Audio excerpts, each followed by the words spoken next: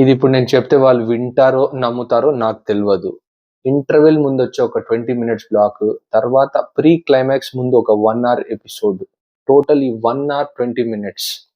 Theatres మాత్రం shake అయిపోతాయి. దడ దడ దడ పుట్టిస్తది. గైస్, ఈ మ్యాటర్ ఎవరు చెప్పారో చెప్పుకోండి చూద్దాం. Hello guys, welcome back to my channel Dilip Dudyala. కొత్తగా వచ్చిన వాళ్ళు ఎవరైనా ఉంటే లైక్, షేర్ అండ్ కనబడుతున్న ఆ సబ్స్క్రైబ్ బటన్ ని గట్టిగా గుద్దండి. Coming to the songs and teaser review of Mass Jathara starring Ravi Teja garu and Sreelekha garu, కాదు శ్రీముఖి, కాదు Sreeleela garu. So first songs release అయినాయి. ఫస్ట్ సాంగ్ వచ్చేసి మన తూ మేరా లవర్ అనుకుంటా. అది ఏఐ రికార్డింగ్ లో చక్రి వాయిస్ లో పాడిన పాట.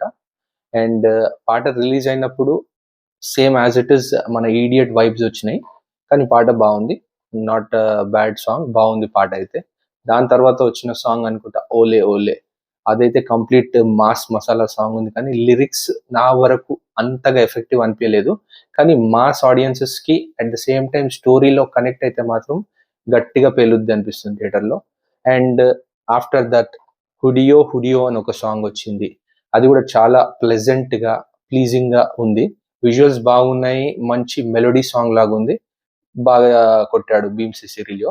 అండ్ లాస్ట్ సాంగ్ వచ్చేసి సూపర్ డూపర్. ఐ థింక్ నాకైతే ఈ అన్నిట్లో ఈ సాంగ్ మాత్రం చాలా టెరిఫిక్ గా అనిపించింది.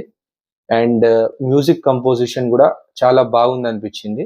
కానీ ఒకటి ఏంటంటే, ఈ dance choreography at the same time sets ఏవైతే ఉన్నాయో, కొన్ని సాంగ్స్ అన్ని చూస్తుంటే సిమిలర్ గా అనిపిస్తున్నాయి. ఈవెన్ శ్రీలీల డాన్స్ కానీ, రవితేజ గారి డాన్స్ కానీ బాగున్నాయి. అన్ని చూడడానికి అంత బాగానే అనిపిస్తున్నాయి, కానీ ఎక్కడో చూసిన ఫీలింగ్ అయితే కలిగిస్తుంది.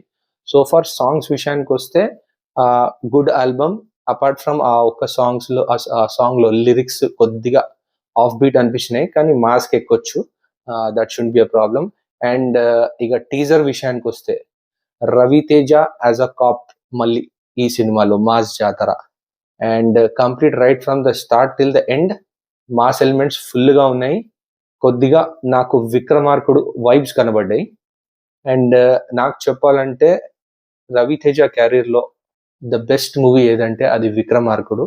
అండ్ ఆ క్రెడిట్ కూడా కంప్లీట్ రాజమౌళికి ఇవ్వాలి. తన పర్ఫార్మెన్స్, తను చెప్పే డైలాగ్స్, తన స్క్రీన్ ప్రెజెన్స్ టెరిఫిక్ ఉండే విక్రమార్కుల్లా.